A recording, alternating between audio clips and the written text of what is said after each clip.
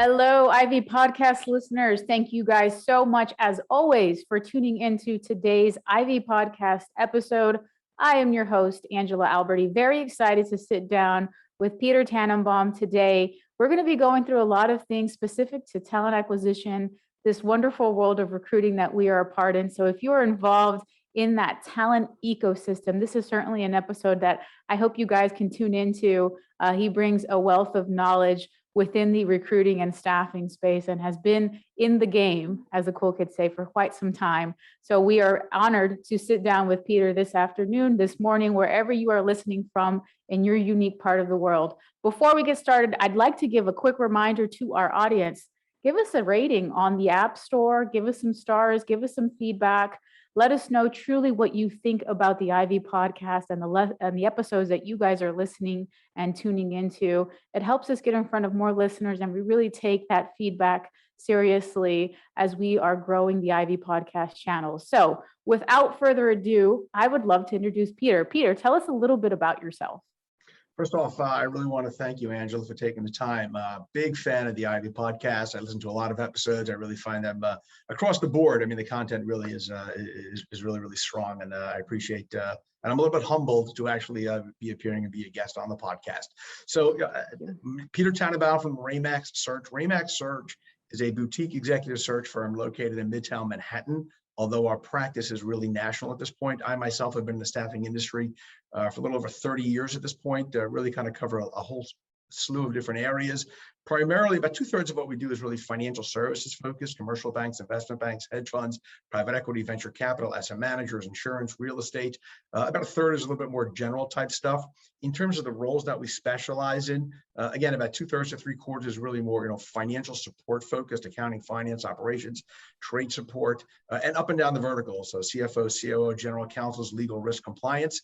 And about 1/3 is really more, front office focused, especially in financial services, business development, sales, marketing, M&A managers, portfolio managers, things along those lines.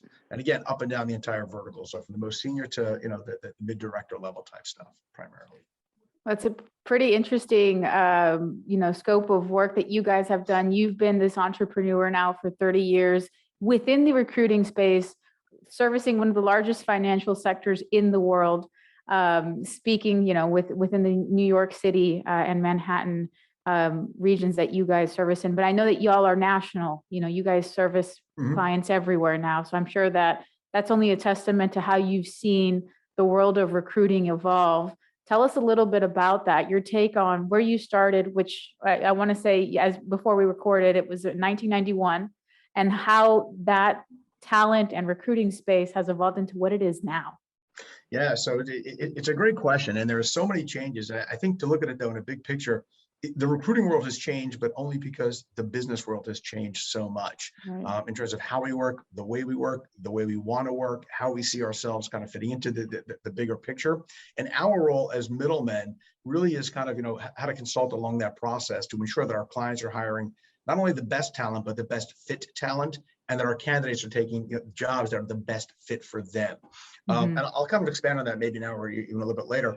But I think it's important to kind of recognize, when I started in this industry a little over 30 years ago, if a candidate had 2 jobs in 10 years, they were looked at as being a horrible job jumper, and they'd be bouncing all over the place, and clients wouldn't even want to interview them. Now, when we see candidates that have 2 jobs in 10 years, clients look at us and say, oh my God, what's wrong with this candidate? Can't they find another job? Don't they have any career ambitions? So just thinking about the way people work, now figuring out our role as, as middlemen in this process, it's nothing for clients to say, okay, we'll take a candidate that is 6 months into the job or 2 years into the job.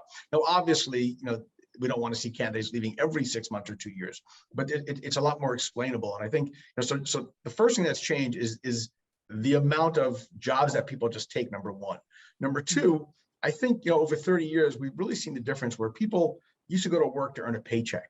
However, I think now people are really looking to do quote unquote meaningful work with a paycheck attached to it. So we see all the time where candidates don't take the most, highest paying job, or clients will say, well, this person really, we could pay them the most, but are they going to be the best fit for us?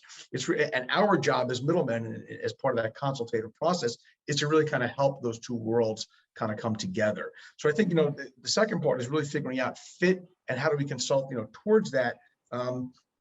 in terms of the way the market has kind of changed. I think one of the things that's pretty interesting is right now, it's a fairly, it's a very, very busy time in the recruiting space. Coming out of 2020, especially for the middle part, from March through October, November, where there was really very little going on. Fourth quarter last year, first quarter 2021, continuing all the way through now, it's incredibly busy. I think what's changed a little bit, just even in the last year, is where are people going to be working from? How we're going to get them back to work sooner rather than later. And I think a lot of it depends on geography and logistics and that type of stuff. But these are things constantly evolving. I think the biggest takeaway from that, though, which I think is the recognition that people are people and not commodities. And the days of trying to figure out how to take that square peg and always put that square peg into that square hole is a little bit kind of different in today's day and age. Now it's about finding that round peg. How do we mold them into that square peg? And how do we figure out how to kind of get that going? There are companies that build processes around this stuff. It's very, very, very hard to kind of figure that stuff out. But that's one of the, I think, the roles that we as consultants really play towards that, is helping clients really find the outliers and making them really kind of fit within the framework of an organization. Well, I think your answer, and I'm a workforce geek, right? So it gives me the goosebump factor, because you've really encapsulated what is the essence of the future of work. You see people talking about it all the time, but it's this parsed out tenure. It's people that are finding purpose behind what they do. It's now having the capacity to expand in your talent pool to find somebody in Omaha, Nebraska, because your client needs it and you have the technology enabled to do so. Yeah, and I didn't mean to cut you. You touched on a great point, though, in terms of the use of technology as a tool towards the betterment of the recruiting process. And I appreciate you picking up on that. It's really very, very, very savvy. But that's exactly my next question. Tell me a little bit about those trends, those technology trends. Sure. What are you guys utilizing that really excite you and help? I'm sure you 91, you were faxing over things, and you just hit the nail on the head. I mean, there was a time when a candidate, if they wanted to put together a resume, would go to a professional resume writer. They would then go to a commercial printer and they would print up, they'd show up with a box of 500 copies, and they would put together a resume once every 3 years, 5 years, 8 years, whatever it might be. And there was a hard copy they would actually take to people. Then the advent of fax machines, which is crazy to think of, oh my God, we could actually send this instantaneously, or within a minute or two, somebody be able to read this, was a great development in the early mid-90s. Now, clearly, in the age of instantaneous type of updating of credentials and stuff, candidates keep their own resumes. They write their own resumes. I'll speak to candidates at 9 in the morning and 10 o'clock. There's a brand new resume, and by 10:15, it's edited 3 times to kind of send to send to a client to tailor for a position. So I think number one is the use of technology in terms of how we kind of use that, going from faxing to emails to now with texting. Now people posting on job boards, people having the ability TikTok, to kind of, right? You can resume your TikTok and get that thing posted out there. So you can, so the use of technology has really kind of gone a long way. And clearly, even what we're doing right now, which is, the video interviewing, which has become a huge part of the process. Now, we've been using it for at least the last several years, because as I mentioned, our clients are somewhat, spread out throughout the country and up and down the East Coast. But the acceleration of that throughout COVID has just kind of skyrocketed. So I'm a big believer that I don't think COVID started any of these trends that we're looking at right now in the recruiting space, in the technology space, in the work from home space, et cetera. I am a huge believer in the fact that COVID accelerated all this stuff. It really just kind of pushed made it so much. We recognize now, though so many barriers were broken down, how easy it is to do this stuff. So, we used to send candidates on interviews. They would bring a hard copy resume with them. And that was the first time a hiring manager ever saw the resume. Now, they have the ability to really, the hiring companies know the candidates, at least from a resume, from a profile, probably on LinkedIn or some other job site, from some other user groups. The interview is no longer the first touch point of that process. Yeah. And I think so often there's this connotation that technology is the big bad boogeyman when it comes to staffing and recruiting. You probably remember this, but when the .com bust happened, and then the job board posting channels were born, like Indeed and Monster, there was this big question mark around, well, are recruiters going to become extinct now? And now it's that same sort of transition happening between AI, algorithm matching, and now technology is going to have that capacity to parse out these resumes and completely eliminate the role of the sourcer and the recruiter. But through all of that, what I know that we have seen in the evolvement of recruiting is this resiliency, and the fact that, staffing and recruiting is a $380 billion industry, because there's at the end of the day, there's human element tied to it. So it's only going to enhance the process to help hopefully bring the talent in quicker. And I know that you're definitely on par with that. So in 5 years, 10 years, what do you think the world of work is going to look like? What is your opinion on the future of work? Yeah, so I'll address that in a moment. I wanted to go back on something you said a moment ago about artificial intelligence and the use of that, especially from a recruiting perspective. I think if we look about it, since I'm in this business, like so, it's about a little over 30 years at this point, clients have had one objective, and that one objective is to figure out how to pay less and less fees every year, right? Right. It's crazy how that. I mean, that is like a real target. I mean, companies build these huge human resource departments, these huge recruiting teams internally, and yet every year they continue to pay fees, more and more fees. And the industry right now is thriving. It really is. So I think, and gets back to what I mentioned earlier, is about the decommoditization. I think is part of the process that we lend to that. Along those lines, the artificial intelligence tool is a tool. It's not the be all end all. And I think recognizing that technology can replace some of the tasks, but can never replace the one-on-one contact, or can never replace the interaction 100%. amongst people, especially in the interactive, in the meeting phase, in the interview phases, I think is really, really important. For example, right, the greatest artificial intelligence, the greatest models, the greatest whatever planners that there are, could have never predicted a year and a half ago that there'd be this global pandemic that would have upset the entire world, like that. Literally within, a week and a half, the entire world, kind of shifted. I don't know any algorithm that was able to accurately predict that. As such, recognizing the human element of that, I think is very, very key. And I think when you come out of a seismic event like a COVID, like a market bubble and then burst, like out of a 9/11, unfortunately, when these things happen, people change. The algorithms and the artificial intelligence cannot always accurately predict that. In fact, they cannot predict it at all. I would venture that guess, although I'm sure I'd get pushback from the pure AI guys. So I think your question about where does technology and AI kind of fit into this, I think it's important to recognize what a tool is and what an end result is, and recognizing that that's a tool that we might be able to use to accurately predict certain things within reason, but also recognizing that human error. The second part of that is when you come through these type of events, nobody knows how people are going to react. If you didn't come out of the last year and a half a different person than you went into it, then I think you miss something. I know for sure I'm not the same person.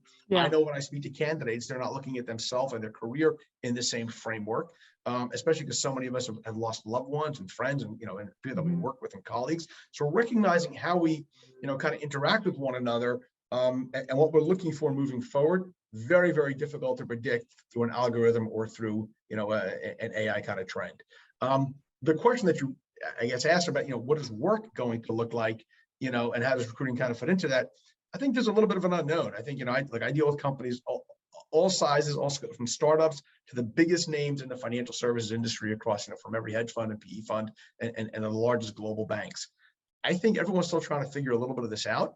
What I can tell you, what I think best guess, or where I think we're kind of heading on, what work is going to look like, I think there's many components of that. I'll address, I guess, the first one, the big elephant in the room, which everybody likes to talk about is, I want to work from home or not work from home. And what is remote work going to look like? And how is that going to really kind of impact our stuff moving forward, right? So I think, we do at Ramax Search an annual survey, which actually releasing the results, I guess, next week, and we're going to be hosting a webinar, and they'll be up on our website as well, in terms of what the results look like. But one of the questions that we ask, amongst hiring managers and amongst candidates is how they envision the future regarding work from home. And it's fairly interesting because we ask, hiring managers and senior level folks what their company is planning on doing. Only a very, very small percentage still, respond, maybe 10% that they're planning on having everybody work 100% remotely. Now, in fairness, The results are somewhat skewed because we get 3,000 4,000 results of this, but they're primarily financial services type candidates.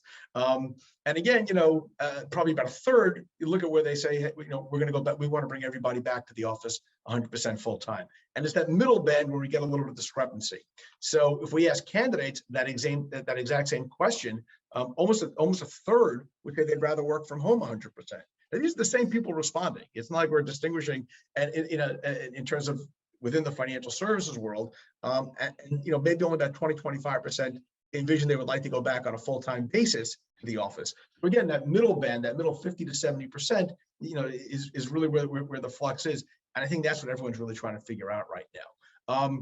In terms of other pushes that will kind of I think enhance or kind of move that needle forward, it's not just the work from home, it's the product of the work you're doing. It's what you want to be doing when you're at work. As I mentioned earlier, this need to do meaningful work has become such a buzzword in the industries. We see so many people leaving, especially once they're a little mid-management, senior management, leaving the quote unquote rat race of financial services to work for nonprofits, for startups, if they want to stay in financial services, but they want to work for funds that have a real social impact, have a real impact on the environment, or things along those, social investing. So there's a lot of different types of elements of that. I think the second part of it is, what are we doing now in the workplace that for example, that we maybe 30 years ago we had to do a lot more manual type stuff or technology related or key punch type stuff. That's all being done for us right now. So what are the jobs moving forward that are going to become obsolete if we start thinking how technology can kind of replace us? And I think the areas that we see the most growth or the most amount of potential longer term potential are those that really do involve that one-on-one, that individual contact. It's not just about creating great financial reports. It's the person who could deliver those financial reports and present those financial reports. It's not just about bringing clients to the setting up great websites, which will attract potential people to look at your organization, but it's in that sales process. How do we close a deal? And that's a human contact. That's a one-on-one. Until further notice, that's still going to be based on. So I think figuring out for candidates how you kind of get involved in a role which is not a quote unquote, which cannot be commoditized and really will always have long-term value, I think is perhaps the path that we try and push candidates towards. Yeah, and I think for anyone that's been listening to the podcast the last several minutes, this is truly the essence of what the future of work is. And you've said something that rings true. It's the decommoditization of workers, and really looking at them as an asset, particularly given today's talent market. We all are in agreement that there is simply not enough supply for the demand. So any of those companies that are trying to negotiate markups or fees at this point in time are really not setting themselves up successfully, considering what the market actually looks like out there. And to couple that with the purposeful work, and how do you fit that into the status quo and the mindset of the average day worker nowadays, particularly considering the onset of the pandemic? It's just truly, it's inspiring to hear you say that. I'll just piggyback one more thought of that, if I may. Yeah. If we look at every company's mission statement or their statement of purpose, we can find on everyone's website, they've got the stuff. Somewhere in there is there the word people or human capital or something about their interaction with that. Right. If we go to a purely remote environment, there is no delineation of company X versus company Y versus company Z. So what attracts people to work is just that, is the ability to work with people that are like-minded, similar goal-minded, goal-oriented, things along those lines. So I think if we remove that human element of it, I think we've changed the entire dynamic. I don't think we're going to head, I think that's like the bottomless pit. So yeah, and I agree. And those are the disadvantages, quite bluntly speaking, of the remote working world, is that human interaction or the lack thereof. And how do you couple that with a market that is demanding that sort of notion now is really going to be the big question mark for employers to follow, which is all interesting, right? Because this is leading up to my very next question. We had 3.8 million people resign in 1 month, which equates to about 1.4% of the working population. And the market is as hot as ever, 9.8 million job openings in the month of June, with certainly a significantly less amount of people actually unemployed through that process. So we are now dealing with, as many experts are calling, the Great Resignation. the mass exodus of workers going through other opportunities or pursuing what is that purposeful work, really what is their calling, the solopreneur, the one that was in the middle of the pandemic quarantine and decided to find and pursue a passion in life. I think it was interesting. I can't even recall the statistic, but there was an exorbitant amount of people that filed for their own EIN and then are now doing their own outlet of work. What is your thought on that, on the Great Resignation? And more than that, a lot of what you guys do on your end is that consultative approach with your client. What is that discussion being had at this moment in time in terms of retention in today's working world? Sure. So it's a great question, and I think far too often a lot of clients don't recognize the need to look at retention. They only look at the need for attraction, right? Right. And right. I would state the case that the war for talent is just the war for retention is part of that entire equation, but I don't think it's anything new. I think as long as I'm in this business, and I'm sure much longer, every company always wants to hire the brightest and the best, and because that's what they think they kind of need for every kind of role. But when you have a team of the brightest and the best, sometimes figuring out who the brightest and the bestest is, whatever, is really somewhat of a challenge, right? And you can't have a team of all star center fielders. You need to figure out how to put a team together and how to really kind of acclimate people correctly so everyone has the right role. So I think one of the mistakes, you mentioned the retention issue, I think is looking at that stuff on day one. That it's not just we need somebody for 2 years or we need somebody for it's recognizing how long we can really provide for them what they need, and when they do leave, it's not a bad thing. I mean, we tend to look at the resignation or people moving on as a negative thing. Very few people I know who are presidents and CEOs and CFOs started or are working at the same company they started at 25, 30 years ago. So they all recognize in their own career the need to make the move, and yet somehow they feel jilted when a candidate picks up or an employee picks up and leaves them. So I think, recognizing that companies kind of, figuring out exactly what they need to hire. From the candidate perspective, I think there's always that the grass is always greener. And that works everything in life. That's not just your job, right? You want the best house. You see the neighbor's got a better house. He's got nicer grass. You want to put in better lawn. You see he's got a nicer car. That's just the way life works, right? And so why would we think that in career it would be any different? So we have to recognize that candidates are always going to be, what makes them good candidates is just that, is the ability to want to push the envelope a little bit further and kind of figure out what their career kind of looks like. Unfortunately, we look at, we always think that money is going to be the great equalizer in that. And we see over time now that's changing dramatically.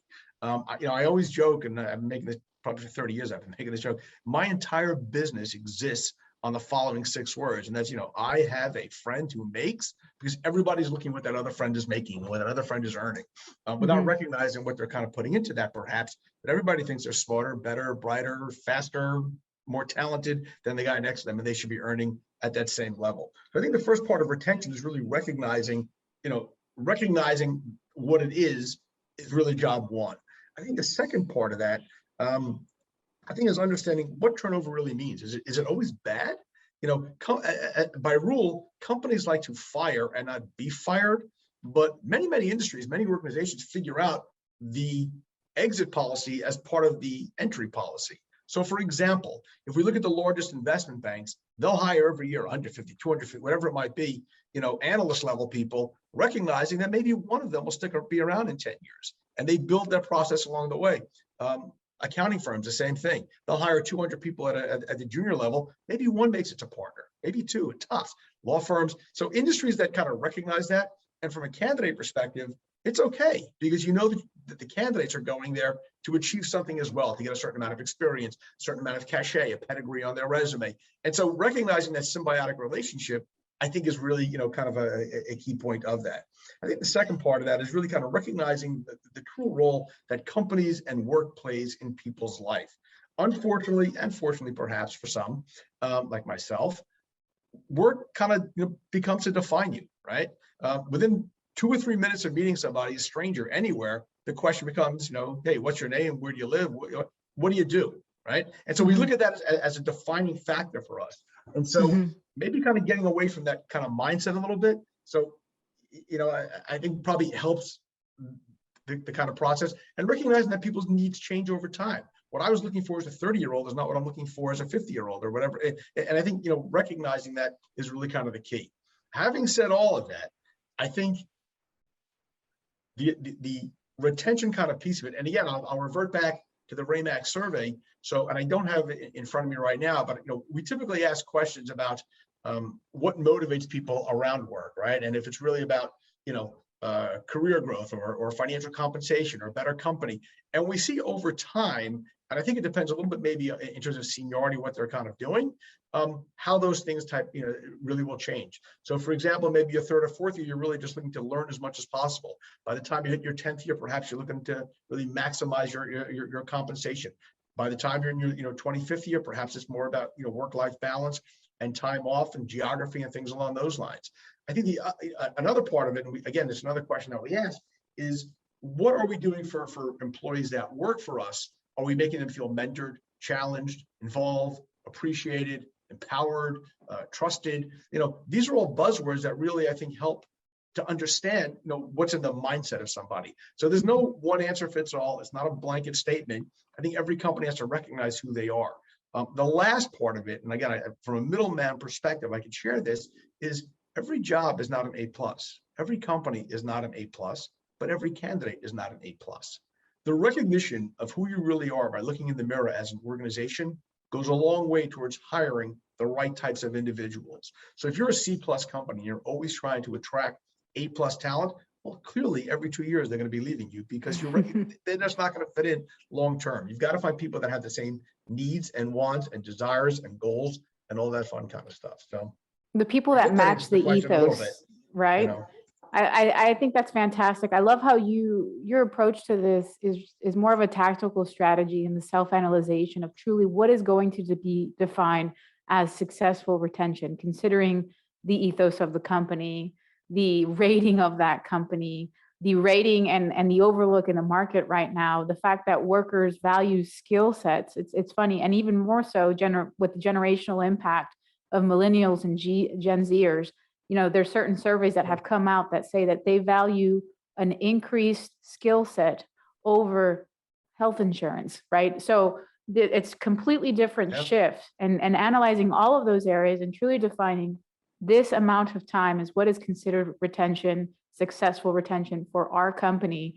And if they find new and better opportunities, then great. I think that's only a great sign of maybe that foundation that we were able to provide to them in the meantime. It's totally the successful approach to take. I'm 100% on board with you on that front, because it's all transcending itself into what is the future of work. And we can't compare that to what you guys were going through in 1991 with 10 years, two different companies. It's a different world that we're living in. And I think companies have to take that approach as well. So fantastic insight, Peter. I kind of get excited when I'm talking to you, which makes me a little bit sad because we're going to be wrapping up today's podcast.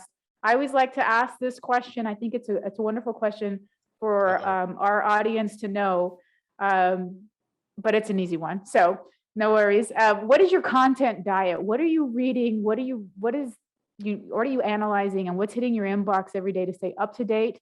And what are you doing in your leisure time to stay, up to date intellectually? Sure. No, I think it's a great question. I think I'm going to answer kind of maybe two or three parts, but the first part is really, and I've always viewed myself as a student of life. I think there's so much. Everything out there is a learning experience. It's something I tell my kids all the time. It's something I push my clients, I push my candidates. Everything out there is a learning experience.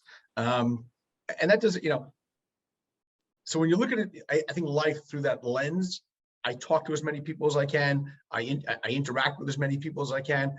I learn sometimes, more from a guy that I sat next to on the train or on an airplane for a 5-hour ride, to fly to a conference, something that I can learn at the actual conference, right? And I mean that sincerely, just learning people's experience and their journey into how they kind of got where they are and what makes them successful, what they've learned from those challenges, what they've learned from those. So I think, number one, the content diet is it's all out there just in terms of, just talking to people and interacting with people.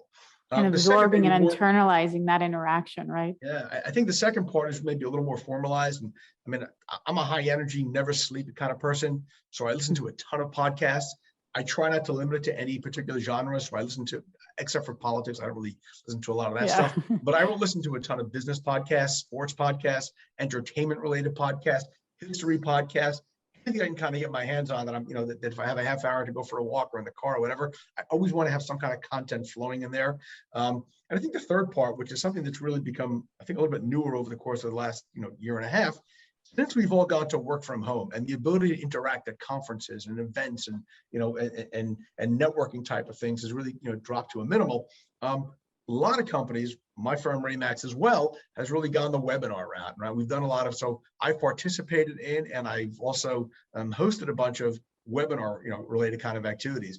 And so I would say, it used to cost, several $1,000s potentially to go to, a conference where maybe you wanted to hear 2 speakers out of the 20 over 3 days. But all these companies have put this content online available for, if not free, very, very low cost, but mostly free. And there's so much out there. So I really tried to take advantage myself of what you can learn and what you can kind of, learn about business and people and just everything in life. But, really, so it's really the podcast route, it's the webinar route, it's the talking to people route. And I think it's also the reading route. I do try and read as much as possible. I would tell you, since I'm commuting less, I'm probably reading less. So that's something I need to work on for the end of 2021 and into 2022. But Right. That's awesome. So speaking of reading, who would you recommend in terms of an author or a particular book that you would, recommend for our audience out there? I love when I get this question because it really makes me think about what I try and read a lot. So there are the obvious answers, the real business related kind of stuff. I mean, I'm a big fan of Stephen Covey and of course the 7 Habits, which I try and reread every couple of years. All the Dale Carnegie stuff I'm a big fan of as well, even though it's a little, people think, oh, it's old and outdated. Nothing new under the sun. I think the third one is maybe a non-business book. I'm a huge fan of Ayn Rand and The Fountainhead. And I read The Fountainhead as my formative years in high school. And had such an impact on me. I've reread it several times since. And for those that are not familiar with the book, it really kind of helps you define what it means to be an independent thinker. And even when the world around you looks totally different and your world may be crumbling because of it, just thinking about how to be a little bit different and how to be an outsider is really, you're an insider because you get it and they don't, and the other way around. So I encourage everyone to read The Fountainhead and potentially any other Ayn Rand stuff. So. And we've had a chance to interact before today's podcast session, and you recommended that book to me. Guiltily promoting it here on today's podcast because it's sitting here on my desk and I need to crack it open, but I appreciate the recommendation. There you go, Angela. Yeah, absolutely. So this has been a wonderful conversation, Peter. Thank you guys so much for sitting with us, and thank you for spending some time and kind of shifting through your world of talent, the future of work, how technology is going to play a part in that. I think we've gotten a really good in-depth conversation going on where you sit with that. Any closing remarks, or how can we get a hold of you and how can our audience find you? So first off, I really want to thank you again for making the opportunity available. I am very, very humbled to be able to participate in this type of forum. Because I know your audience is really a savvy audience, and so I appreciate the opportunity to reach them. I think just one thing I'd like to just kind of mention a little bit is having been in the business for 30 years and having a view of the world from this business perspective, it's really very, very rewarding. So of course, yes, I'm in the recruiting space and this is how I make a living. This is how I feed my family. But I can't begin to mention how rewarding it is when I deal with candidates who I've known now for 10, 15, 20, even some almost 30 years. And I've seen their career trajectory, and I see when they've gone from being getting their first job at a Big Four accounting to now being a CFO of a 500 person global organization, and everything along the way, and really knowing that I played just a real little part of that. They did the hard work, but just knowing that I had a little bit of impact in that is really very, very rewarding. And it works on the other way, the converse as well. When I deal with clients that I was introduced to 10, 15 years ago that had 18 employees and didn't know how they were going to make payroll in 6 months, but somehow they figured it out, and I was able to consult with them, that are now managing multi-billion-dollar funds, with 200-300 employees, knowing again that I was able to play a little part of that is really very, very rewarding. So I really, I thank the business and the industry, and I thank you for allowing me to kind of share some of that. Lastly, as you mentioned, obviously, the easiest way to find me, obviously at our website, ramaxsearch.com, RAMAXSEARCH. Ramax actually named after my 2 daughters, so a cheap little shout out to them. Go girls. I also can be found on LinkedIn. You can find Ramax Search or Peter Tannenbaum on LinkedIn. I've got about 20,000 connections. I don't know everybody, but I do try and help everybody out that does reach out to me. The lastly is I'm at a lot of conferences and events and industry related kind of activities. So if you ever see me somewhere or you bump into me in the elevator, or the street, or the sandwich shop, please say hello, tap me on the shoulder. If I can help you in any way, shape, or form, that's really what it's about for me at this stage of my life in this business.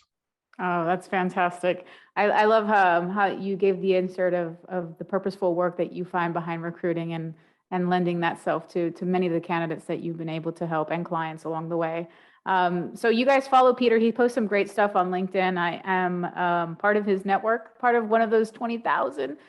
So I can tell you that there's a lot of great stuff happening on that side of the social media front as well. But that would be in conclusion to today's session.